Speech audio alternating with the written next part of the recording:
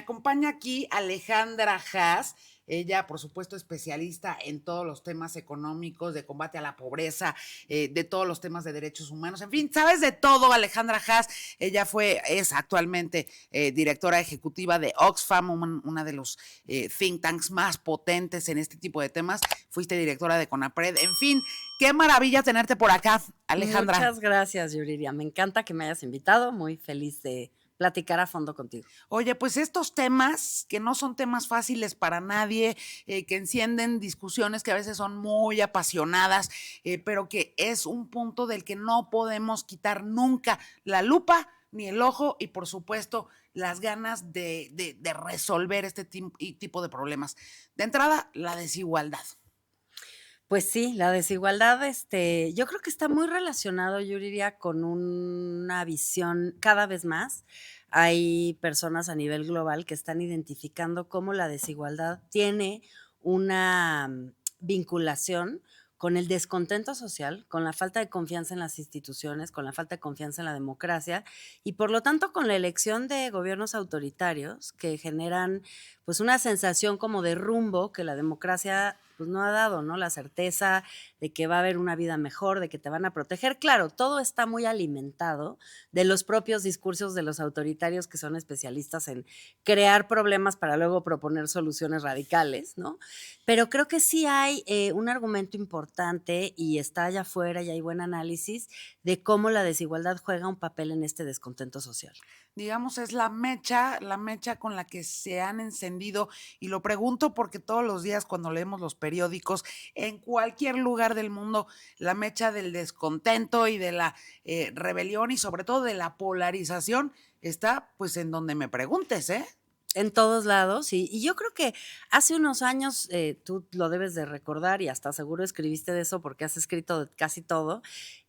Thomas Piketty publicó un libro que se llamaba El Capital en el siglo XXI, Ajá. que fue pues un bestseller muy como sorpresivo, porque un bestseller de 1000 páginas sobre temas económicos pocas Así, veces se ha así, visto, así el ¿no? book, ajá. Exacto. Y ahí Thomas Piketty lo que decía es, no nos equivoquemos, el régimen jurídico y financiero global ha permitido que haya un nivel de desigualdad en el mundo que no se había visto y realmente lo que estamos viendo pues es una cantidad sin precedentes de ganancias para unos cuantos que tienen el capital y mientras tanto las personas trabajadoras, que son la mayoría, están desprotegidas por muchas razones, ¿no? El famoso 1%. Exacto.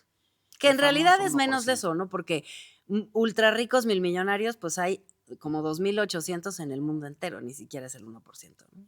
Oye, justamente de eso hablaba y por eso decían que Thomas Piketty era como el Marx moderno, ¿no? Porque Carlos Marx, que ha sido el gurú filosófico, económico de muchas generaciones en los años, sobre todo 60, 70, ¿no? Decía que el problema del capitalismo pues era que terminaba implotando justamente ese 1% que generaba toda esa riqueza. O sea, cuando tú eras un zapatero que producía zapatos y no te alcanzaba para comprarte los mismos zapatos que producías, pues estabas ya entrando en la ruta de la implosión, es decir, se comía a sí mismo el capitalismo. Pues sí, dicen, ¿no? En casa del herrero, cucharón de palo. Ujú.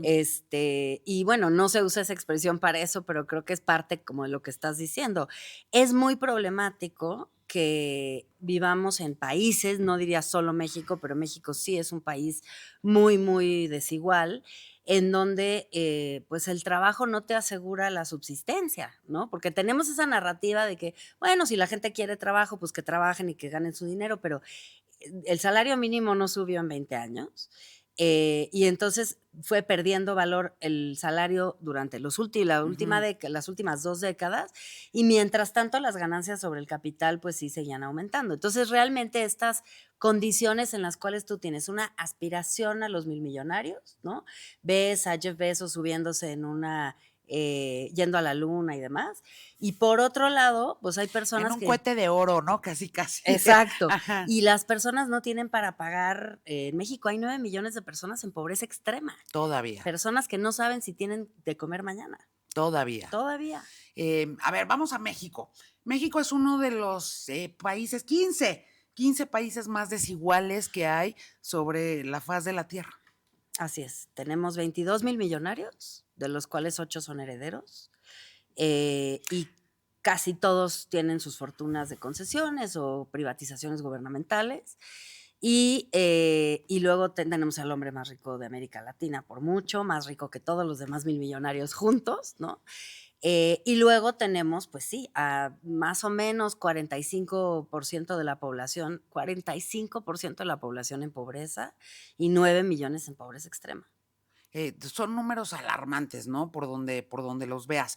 En efecto, ahí vendría lo que las abuelitas decían que dinero llama dinero, ¿no? O sea, Exacto, cuando una persona es muy acaudalada, pues el famoso pone su dinero a trabajar y exacto. genera más dinero.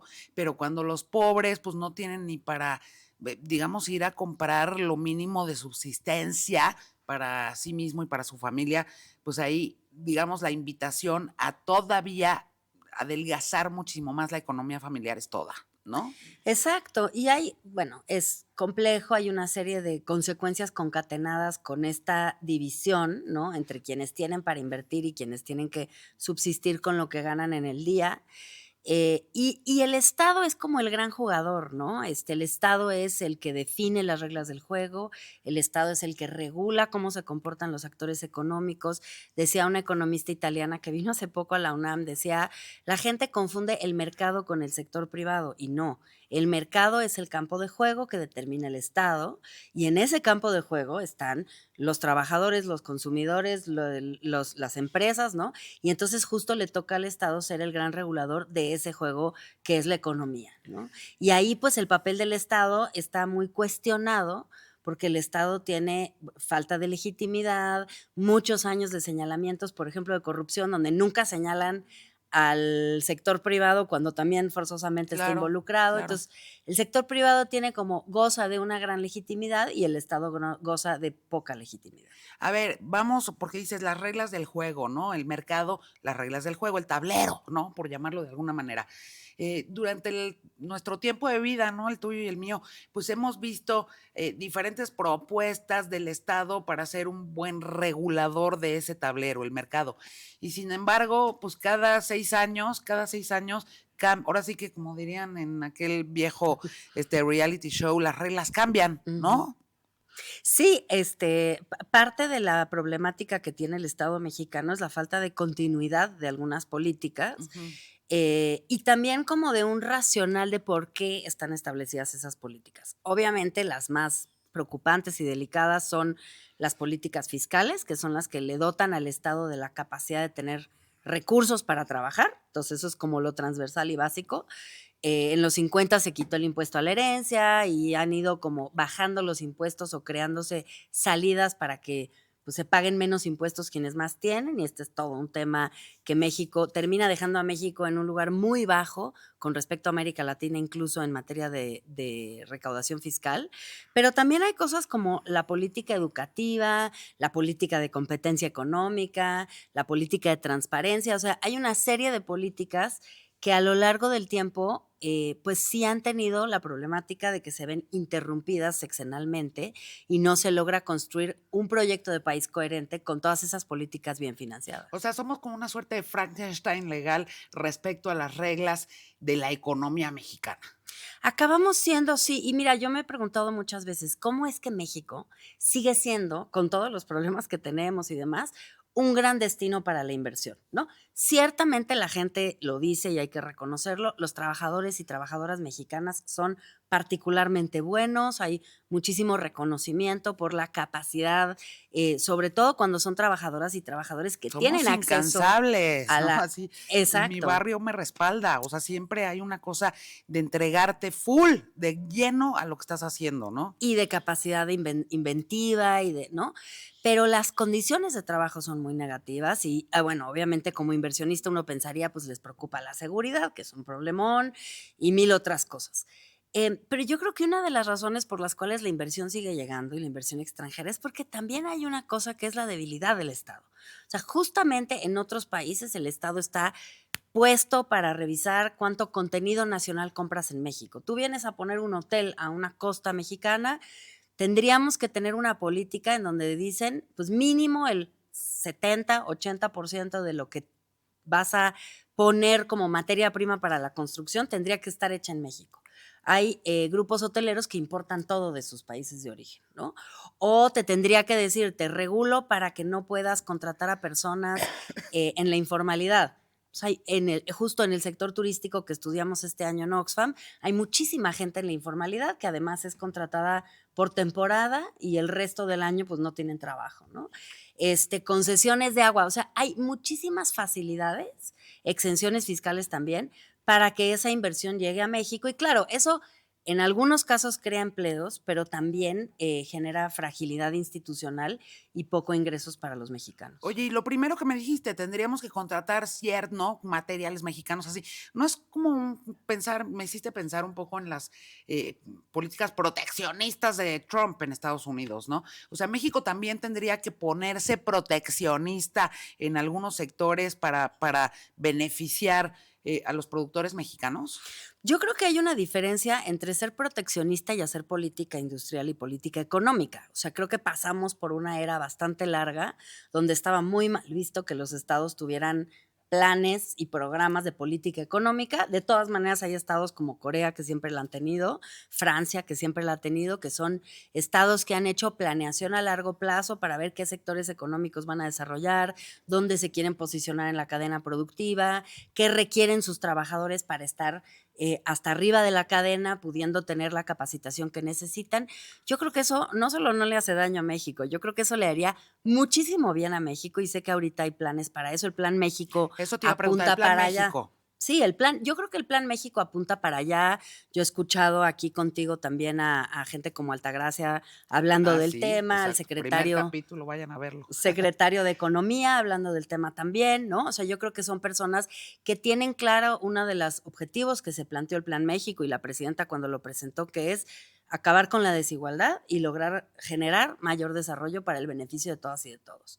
Pero eso requiere inversión pública, un plan mucho más concreto, específico de qué hacer con esos polos de desarrollo y qué hacer a nivel de cada una de las industrias para lograr que México aumente su papel en las cadenas productivas y tenga mucho más fortalecida su posición en el mundo, ¿no? A ver, yo quiero hacerte dos preguntas muy concretas porque tú eres especialista en estos temas, Alexandra.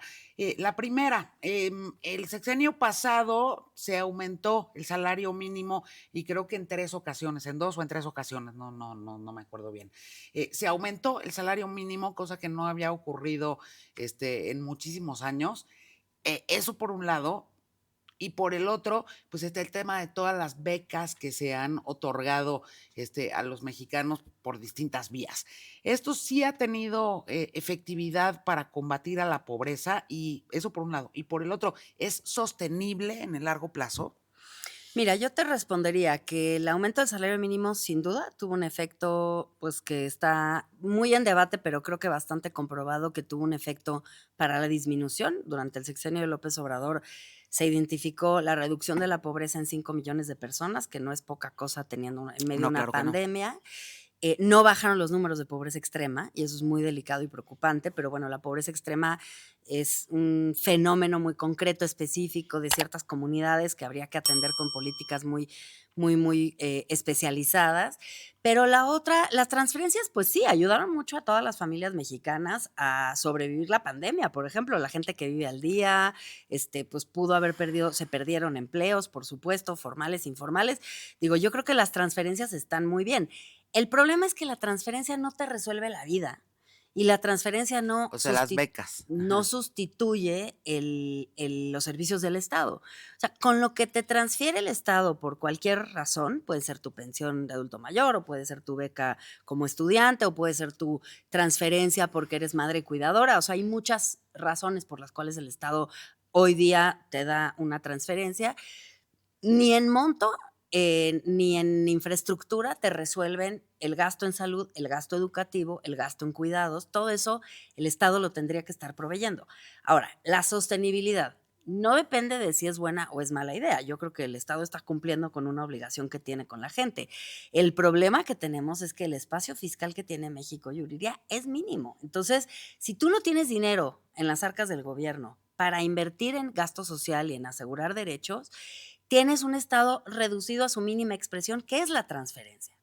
Y eso es un Así es. problema, porque la transferencia pues no es suficiente. Es muy buena medida, pero es absolutamente insuficiente. Y eso, digo, para platicarlo con quienes nos ven, tiene que ver con el hecho de que hay muchísima informalidad en México, ¿no? Y no tiene la capacidad recaudatoria que debería de tener el Estado mexicano, ¿cierto? Mira, la recaudación, la gente en informalidad sí paga impuestos, se pagan a través del IVA, Del que son IVA. indirectos. Ujú. Tampoco tiene mucho acceso a servicios públicos. O sea, también hay que decir que la recaudación, el problema de la recaudación, ni aunque le cobraras a todos los informales, resuelves tu problema recaudatorio. Realmente lo que tenemos son tasas efectivas de ISR bajas, es decir, el ISR que es del 30%, impuesto sobre la renta, a la gente que es asalariada se le retira directamente y entonces pues esas personas como yo, pues no, ni vemos ese 30%, pero las personas que tienen invertido su dinero y que lo tienen en empresas y demás, tienen que declarar y hay una serie de salidas para no pagar. O sea, hay muchas exenciones fiscales para los grandes contribuyentes y acaban pagando tasas efectivas relativamente bajas. Los Entonces, que pagan. los que pagan, Ajá. muchos no pagan. Entonces, el problema no es tanto la informalidad como que el individuo informal. También hicimos un estudio sobre informalidad recientemente justo por este tema y lo que vimos es que hay sectores informales, pero también hay industrias informales. Es decir, que tú en tu empresa tienes a un grupo de gente en la formalidad y otro grupo de gente a quien tú no declaras, ¿no? Entonces, más que responsabilidad O del sea, que le individuo, pagas su salario, pero no le pagas el seguro social, pero o no, o que sea, declaras un seguro social o que declaras un salario en salario mínimo para no pagarle una tasa más alta, ¿no? ajá. Hay mil formas de evasión y de elusión fiscal que sí son muy problemáticas. Entonces necesitamos repensar la fiscalidad para que los que tienen más paguen más.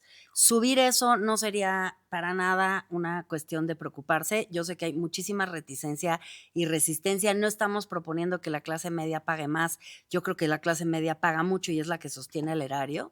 Pero sí quiero decirte que en términos comparativos con el resto del mundo, de América Latina, de la OCDE, estamos bajos en recaudación.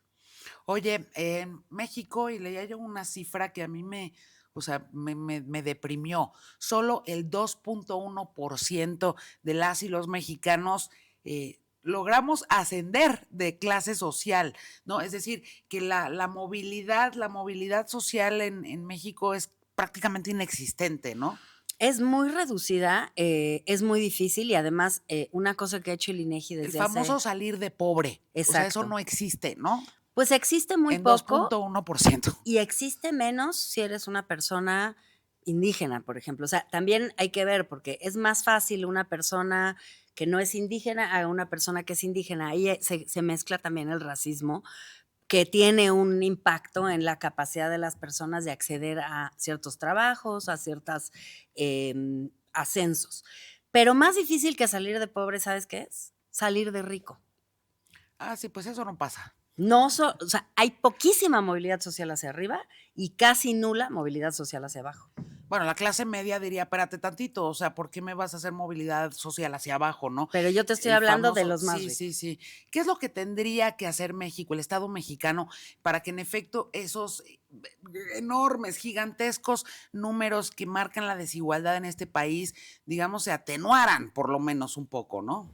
Mira, yo creo que necesitamos tener una hacienda pública funcional, cobrar mejor impuestos como la tenencia, como el predial, este tipo de impuestos que son impuestos muy buenos porque pues nadie duda, este es el bien y sobre ese bien cobras un impuesto, en fin, preguntarse por otro tipo de impuestos y cómo subir la tasa recaudatoria de los grandes contribuyentes de impuestos sobre la renta, en fin, hay muchas cosas, pero yo creo que con ese dinero público, y esa es la parte más importante, tendríamos que invertir en cuidados, porque tú sabes que las mujeres cuidamos Uy, mucho más que los claro. hombres.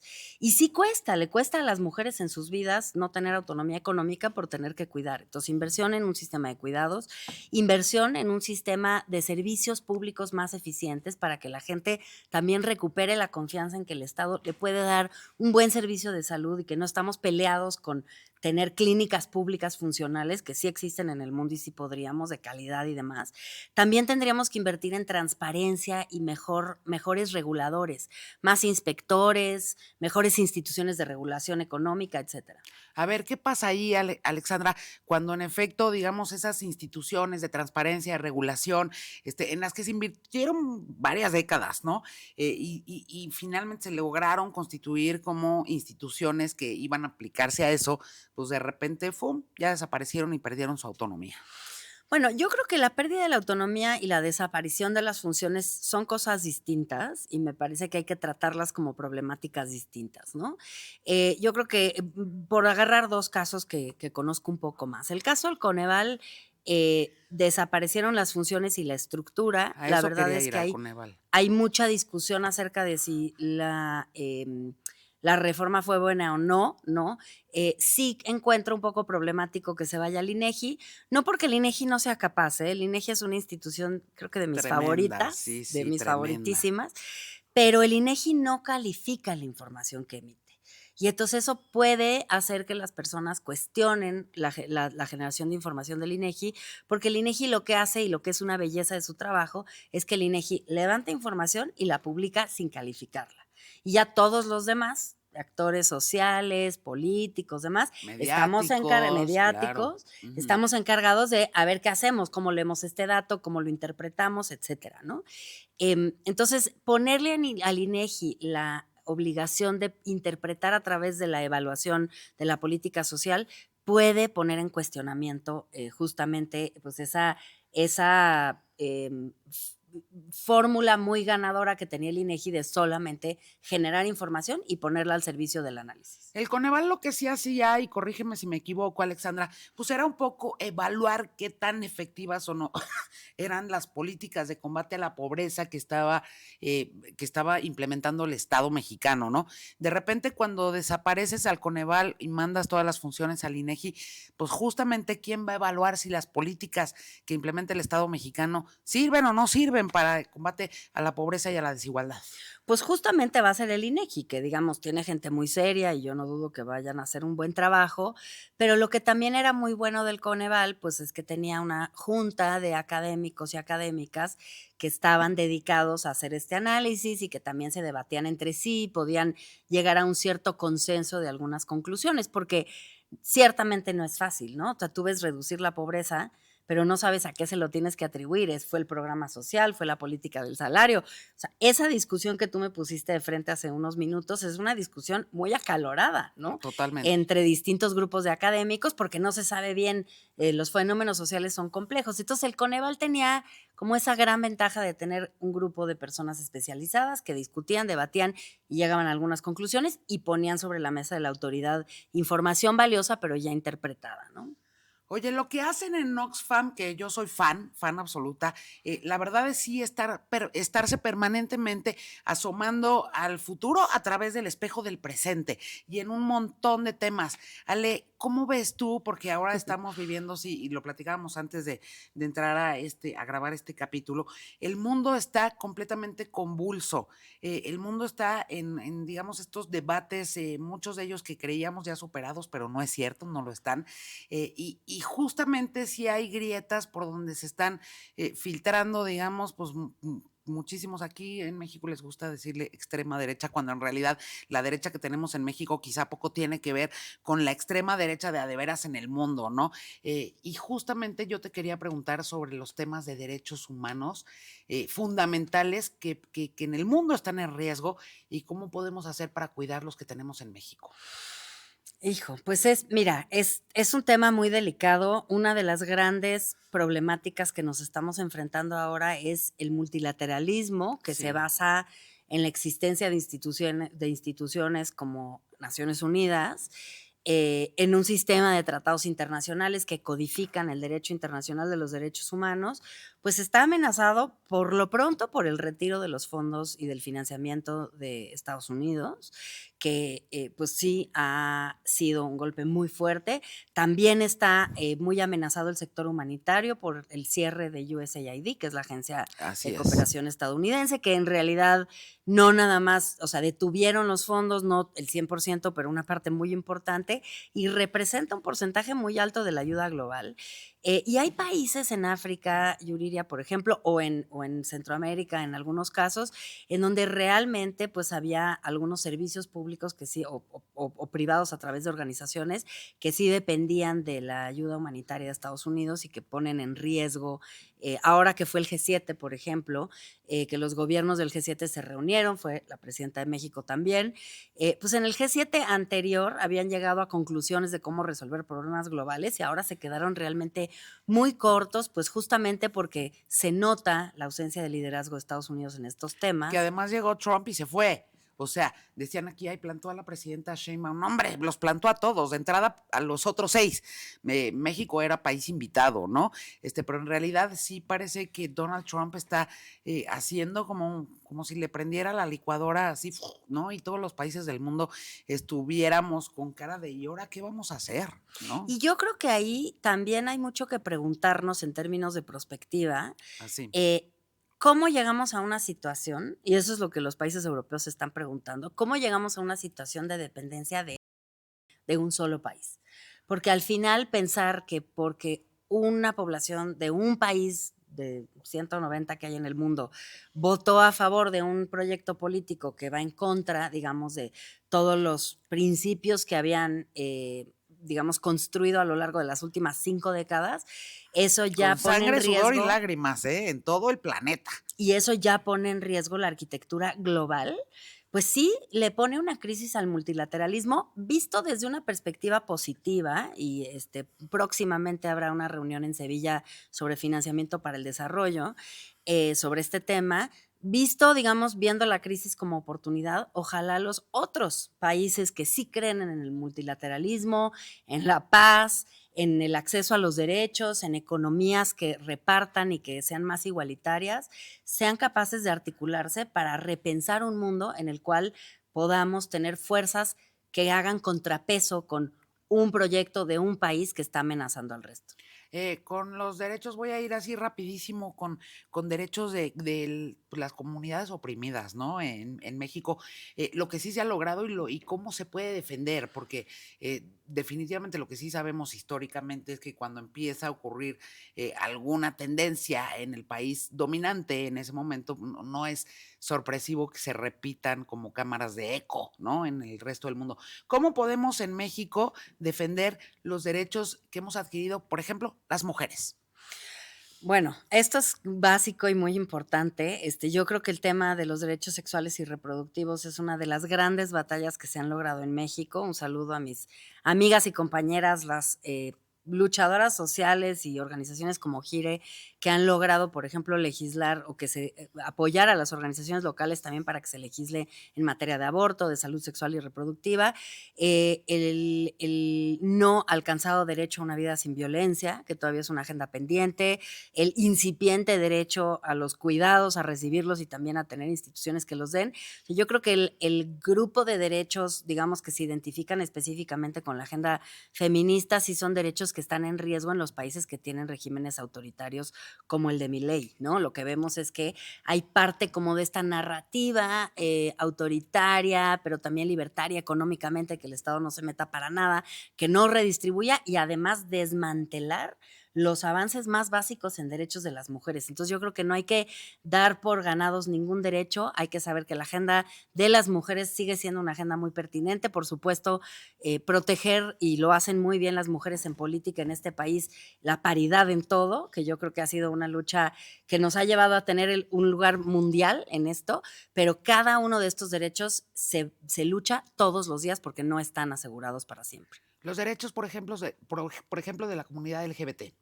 Los derechos, bueno, son también, otra vez, ¿no? Comunidades, colectivos que pues nos da muchísimo orgullo saber que los colectivos LGBT han logrado matrimonio igualitario, han logrado adopción de niñas y niños para parejas del mismo sexo y también para el derecho a la identidad de las personas trans, pero hay muchísimo que hacer también en términos de brechas económicas, el acceso al trabajo, el acceso a la salud, el acceso a la educación, la atención a los temas de discriminación más relacionados con la comunicación. Todas estas son batallas que también se ven amenazadas cuando estas alternativas muy autoritarias consideran que eso amenaza definiciones súper estrechas, por ejemplo, de la familia tradicional, ¿no? Los derechos adquiridos, por ejemplo, de las trabajadoras del hogar, Alexandra. Pues ahí tenemos la problemática de que y las propias trabajadoras, Marcelina Bautista y yo lo hemos hablado muchas veces, ellas lograron el derecho, pero no la cobertura real, ¿no? Las trabajadoras, por suerte, ya están reconocidas como trabajadoras con 8 horas en la Ley Federal del Trabajo y tienen acceso, si es que hay registro, a la seguridad social, pero primero, la seguridad social sigue siendo muy reducida a un grupo pequeñísimo de personas, comparado con el gran número, casi 1 de cada 10 mujeres que trabajan son trabajadoras del hogar. Y número 2, hay muchos otros trabajadores y trabajadoras en la informalidad, las jornaleras, por ejemplo, que también ha sido un tema de esta presidenta, que no tienen una situación de formalidad laboral y Los por lo trabajadores de tanto la construcción, por ejemplo. los mariachis, los carpinteros, los electricistas, o sea, bueno, hay no un monto, los trabajadores de la construcción, etcétera, que son trabajadoras y trabajadores que siguen estando desprotegidos. Yo creo que la informalidad laboral es un gran problema que necesitamos atacar de manera estructural. Oye, el tema, Alexandra, el tema, por supuesto, de los desaparecidos en México. Yo creo que ese es el enorme, gran pendiente de este país en tema, pues no es un tema de derechos, pero sí es un tema de derechos. Yo creo que es el tema de derechos porque es la Así es. forma más brutal que hay de no poderlos ejercer. Más allá de los derechos conexos, ¿no? Como la falta de trabajo, educación, etcétera, que derivan de tener un familiar desaparecido en una familia, ¿no? Porque consume por completo Todo, la todo. economía, la energía, etcétera, La ¿no? vida, Te la consume vida. la vida, pero en sí misma la desaparición, que es un fenómeno que es una locura que en este país lo hayamos normalizado a este nivel.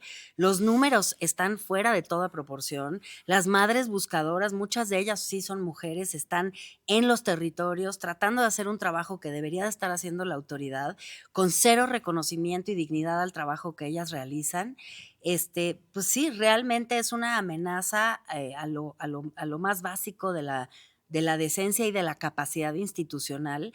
Y lo que es muy terrible es que no logramos ver cómo salir de ello. O sea, realmente hay algunos esfuerzos institucionales, ¿no? La Comisión de Búsqueda tuvo durante varios años, pues un esfuerzo institucional de lograr algunas cosas, pero por más esfuerzos que se lleven a cabo, no se logran ni detener, ni combatir la impunidad, ni encontrar a las personas desaparecidas. En fin, podríamos quedarnos aquí hablando, Alejandra Haas, de tantísimos temas, pero esta pregunta te la quiero, te la tengo que hacer, porque alguna luz al final del túnel tenemos que ver, ¿no? El hecho de que se haya llevado a cabo la reforma al Poder Judicial y ahora ya se eligieron a quienes serán los próximos ministros, ministras, jueces, juezas, magistrados, magistradas, ¿va a tener un impacto o no? ¿Y cómo podemos hacer que sí lo tenga para empezar a intentar darle una vuelta de tuerca a todos estos temas que están pendientes en nuestro país? Qué bárbara. Ay, ¿por Qué qué? pregunta más Ay, bueno, pues es difícil. que es un poco el, digamos, el lugar último en donde este tipo de temas pueden o no resolverse, ¿no? O sea, creo que la reforma, yo coincido con la gente que dice el diagnóstico es adecuado, el remedio no necesariamente o no lo fue. Por supuesto, bueno, pues ya está y hay que esperar a ver qué pasa, pero sí creo que la problemática era muy, muy seria y a mí me preocupa mucho que la consecuencia no solo no vaya en el camino correcto, sino que empeore. Veremos. Lo que sí creo es que en el grado en el cual en México la ciudadanía se involucra en política, se involucra en debates institucionales, participa en las discusiones acerca de si una medida es buena o es mala, si una política funciona o no funciona, cuestiona la legitimidad de las instituciones. Yo creo que eso es bueno. Yo creo que una ciudadanía despierta, informada, que está alerta de los grandes cambios es mejor. Y yo lo que espero es mucha supervisión social, mucha presencia de los medios para saber pues dónde están los problemas y los casos de corrupción y los casos de desviación, digamos, de esta justicia que tanto nos duele en México. Y también flexibilidad de las autoridades para reconocer que si esta no fue la medida adecuada, puedan considerar un cambio a esta política, porque el sistema judicial disfuncional que ya teníamos ya era muy delicado y causaba muchos problemas. Si es que empeora con estos cambios próximamente, espero que la autoridad tenga la buena conciencia de darse cuenta y que puedan recular o cambiar o proponer algo distinto. Oye, quizá hay algo que tú nos quieras decir que yo no te haya preguntado, Alejandra Haas, directora ejecutiva de Oxfam, y que a mí pues se me pasó de largo, pero me imagino que, o sea, que hay temas que a ti en lo personal te obsesionan y dices, esto tiene que ser prioridad en nuestro país, prioridad en México. Yo creo que para mí la gran prioridad, y te diría que no solo en México, sino a nivel global, es repensar qué tipo de mundo queremos construir. O sea, si el mundo que estamos acostumbrados a pensar se está desmoronando, Sí, ¿no? sí. En el mundo entero. Entonces, en lugar de pensar solamente en clave de cómo rescatamos, cómo En nos clave quedamos, distópica, o ¿no? en clave de cómo rescatamos pedacitos de aquí, pedacitos de allá, ¿por qué no también hacer ejercicios de prospectiva mucho más imaginativos, donde digamos, no necesariamente todo se tiene que reconstruir, hay cosas que quizá necesitamos repensar? Y a mí, ahí cuando me necesito conectar con la esperanza, me conecto con la posibilidad de imaginar un mundo distinto, de partir de otras premisas, y que ese mundo distinto y esa imaginación en clave de utopía pueda inspirar a la gente no nada más desde lo negativo, el miedo, la ansiedad, sino desde lo positivo. ¿Qué podemos hacer juntas y juntos para construir un mundo mejor? Oye, pues nos convocas. Nos Les convoco, convocas por cuando tengas supuesto. mucha más claridad de cuáles tienen que ser los cimientos que hay que poner, porque sí es un nuevo paradigma y habrá que, ¿no? Habrá que pensarlos, porque en efecto se está desmoronando el mundo que conocíamos, pero no necesariamente todavía vemos cuál es el mundo que pueden hacer. Y eso nos va a tocar a todos. Nos convocas, Alejandra Haas. No dejemos en manos de los distópicos la construcción del mundo futuro. Muchas gracias, Alejandra Haas. De verdad que te agradezco muchísimo porque es ponerle muchísima luz a lo que ya viene y si no viene, lo inventamos. Así es. Muchas Gracias, Yuridia. gracias. Gracias, Alejandra.